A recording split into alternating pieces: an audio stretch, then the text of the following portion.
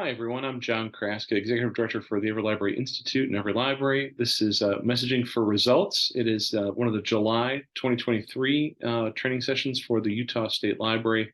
It's a real pleasure to be here with you. We're going to be talking today about how to effectively message to users and non-users, not in order to build more use, but to build support for the library. Every library, as you know, has two parts to our work. One is the Public Policy, Tax Policy, Education Policy Institute, which is our 501c3 traditional nonprofit. The other is our pro bono 501c4 Political Action Committee.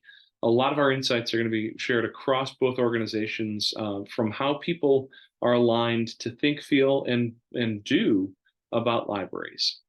We're going to talk first about audiences and messaging. And the big caveat here, folks, is what works for one audience does not work for every audience. So let's unpack who potentially is in the space here to have these conversations with you. We have to remember about library stakeholders that there are numerous different groups, not just library users. We spend a lot of time in our marketing, as we should, trying to build use for the library. But we'd like to argue that in addition to building use, we need to be working on building support from people who may never become users themselves. There are certain habits and cultures around use of the library. There's a personal disposition to it. And the idea that if somebody has to become a user in order to be a supporter, we're setting the bar much too high. When we take a look at the audiences here, they include, of course, potential and current users, but non-users, policymakers, educators, etc. I'm going to unpack each of these. They have a different role and an expectation. Sorry, forgive me. They have a different understanding and expectation of the library's role in their communities, perhaps in their lives, and that messaging has to resonate with those perspectives and where they're coming from initially. Non-users. The perception that they have of libraries may be outdated or limited, but that is not a problem. It's a start point. If they see the library as only a physical place, only a place to borrow physical books, we need to update some of their understandings. But the goal here is to connect dots for them, not about what the features are of the library, but about what we do with the stuff that the library delivers, either in person or digitally. If we look at an expectation that they don't need the library because they get information and entertainment from other sources, that's not inaccurate. There's a lifestyle component here, but encourage them to become users is not the only play. The range of resources that the library offers, the services that they offer, absolutely. But connecting the dots for non-users about what the value system is, not just the value, the ROI, is absolutely key. Policymakers, elected officials, as an audience segmentation. They may very well see libraries as institutions that are in a fellow traveler mode on education or access to knowledge or community growth. They may be interested in how the library can contribute to their existing policy goals. Again, literacy, digital access, community development. They also may be concerned about budgets. So the conversations with policymakers and elected officials have to be living in a space. And we've got several other webinars about how to talk to policymakers and electeds. I don't want to dive into it too much here. But as a segment of the audience, they are unique and distinct from everyday citizens who may or may not be users of the library or potentially users of the library. Likewise, donors have a distinction about them, whether individuals or organizations. If they can see the library, of course, as a valuable community resource, you deliver supports, you're in common cause with them on the work that they're doing as a donor, you have a common concern for a population or for a place. They probably expect you, and we've had these conversations in other webinars in the series, to look at impacts, the impacts on the communities, your use of funds properly. There's a lens for them that has some data attached to it.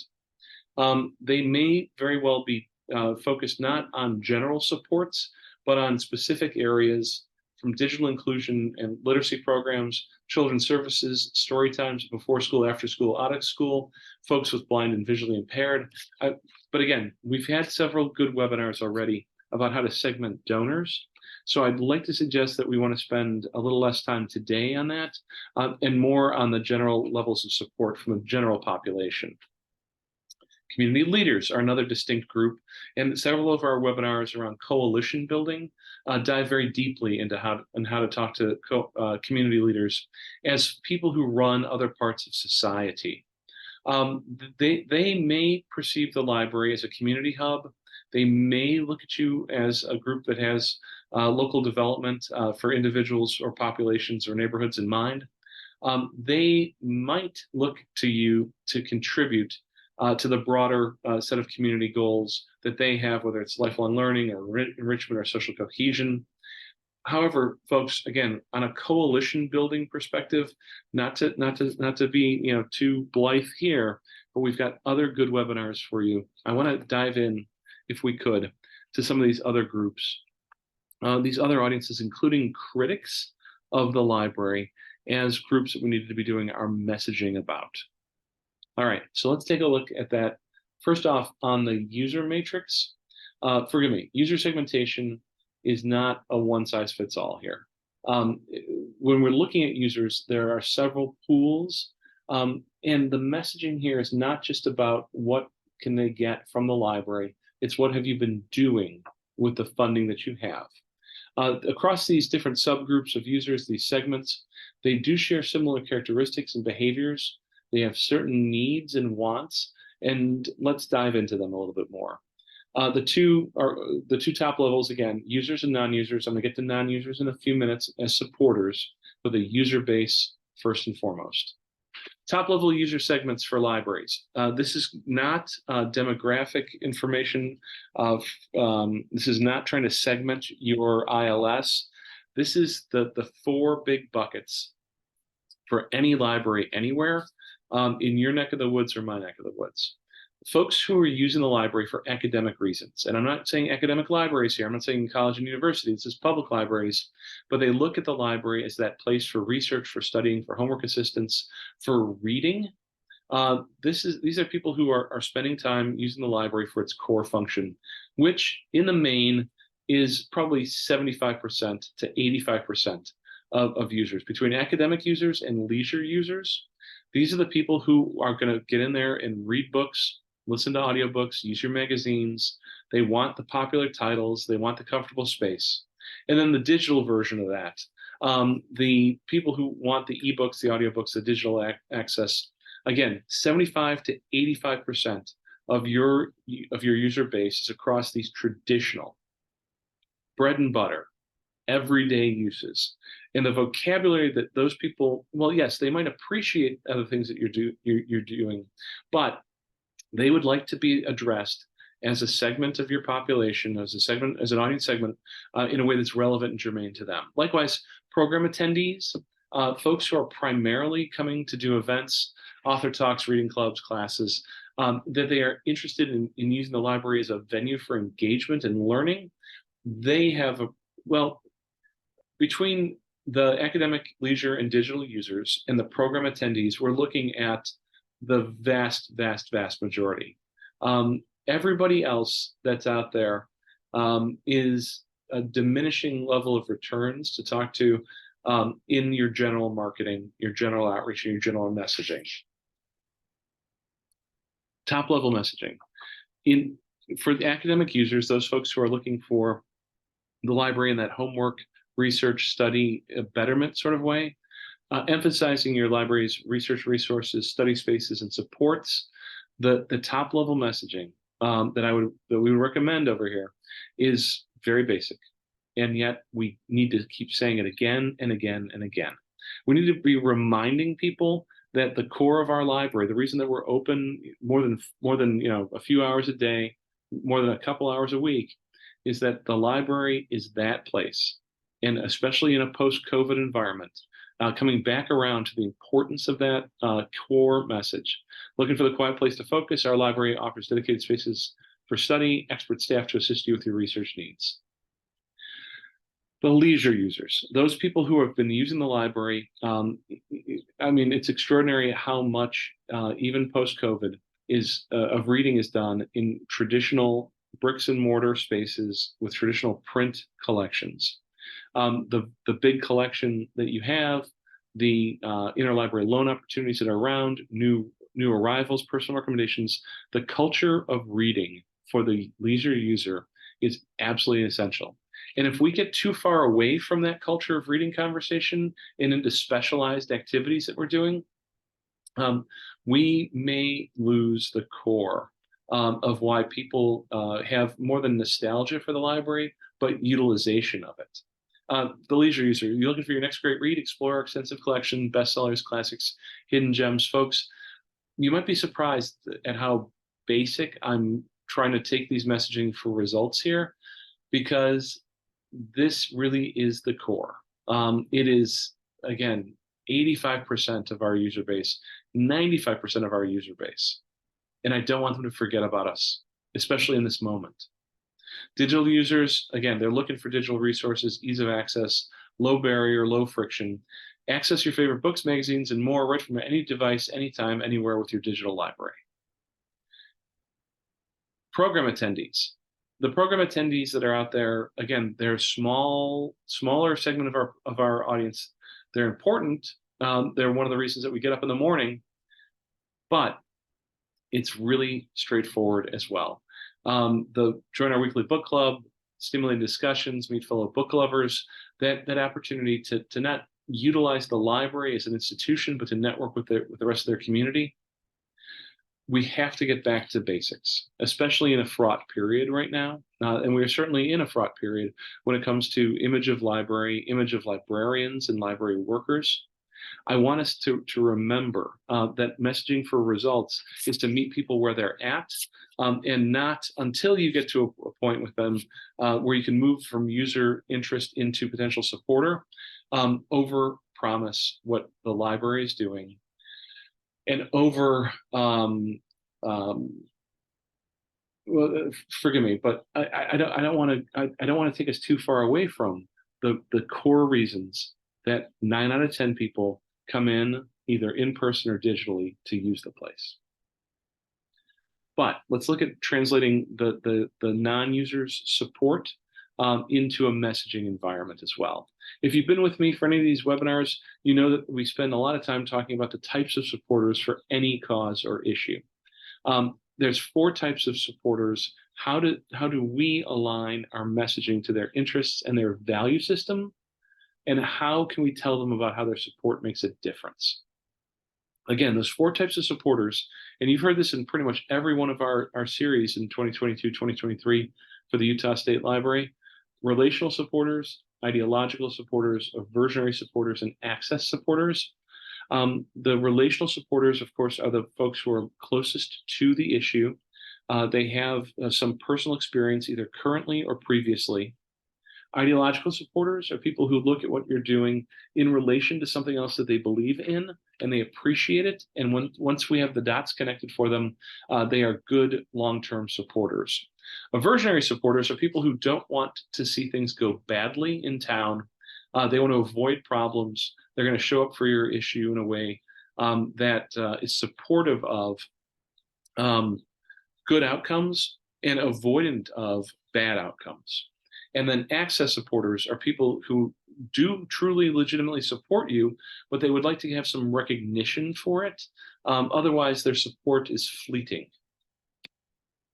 These groups have personal and emotional connections either to the library or to the issues that you are representing, the value system that you're manifesting. They could be former users. They certainly are community members. They might have memories of the library. The key to messaging a relational supporter is to tap into their emotions and their shared experience. They know you. They know us. They are us in a certain respect.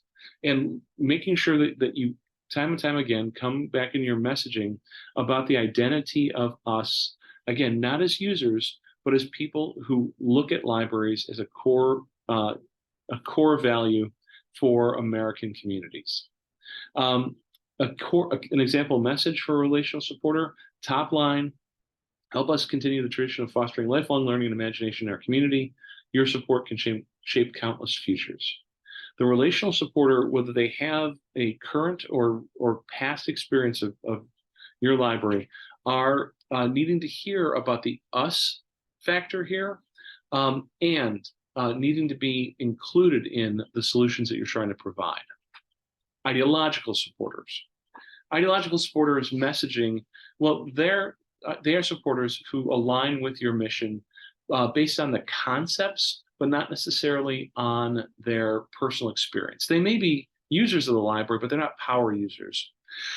Not to suggest that you're their book barista, but you might be if they're a user at all. They do believe in things that are very powerful, though, like education, knowledge, and accessibility, community development. The messaging that you need to provide for results needs to align the broader ideas that they are already espousing and connect the dots about how the library contributes to them. The invitation in your marketing to an ideological supporter is absolutely key. There is an us and a them, and inviting them to participate in what you're doing. Join us in our mission to promote literacy and equal access to knowledge. Your support can help us break down barriers and democratize education for all. These are people who, once you connect the dots for them about this, they will be with you. Well, they'll be in it to win it. Aversionary supporters. Aversionary supporters are individuals, sometimes groups, though. It's very interesting. Aversionary supporters tend to run in packs. They may have a contrary position to what you're trying to accomplish, meaning that there's a negative out there, and they would like to see you be in a position to fix it. You have to address any concerns that they have about your legitimacy and your integrity. You have to be able to tell them that you are not a part of the problem. You are, in fact, a key element of the solution. And to showcase how the library is doing things in a way that are progressively, and I don't mean progressive politics, I mean actively engaged. The top level messaging for an aversionary supporter, you actually starting from a position of justification to an aversionary supporter, saying that we are the solution. While you might see the library as outdated, we're more than just a repository. Without these vital community services libraries provide, the digital resources we do, the space for connections and learnings, we will leave people in our community behind. And it's the leaving other people behind. It's the not encouraging growth across the community that it activates an aversionary supporter to be part of the movement with you. Finally, the access supporters. These are, again, people who are motivated by praise or recognition or connections or access. They are wonderful supporters. They're the ones who will put the library champion lives here sign on their front lawn. They'll put a sign that says, this is a house of reading. They'll put the button on, they'll put the bumper sticker on.